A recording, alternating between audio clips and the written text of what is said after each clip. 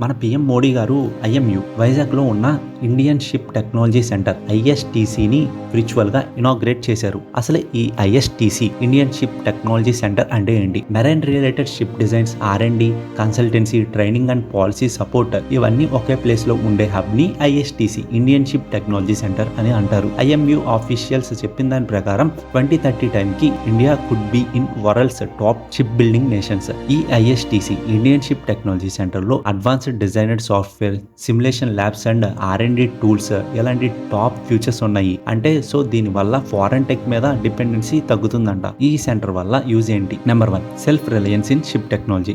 Number 2, boost to Maritime Amritkal Vision 2047. Number 3, strengthen Indian coastal and defense ship building ecosystem. Number 4, talent growth in maritime R&D and innovation.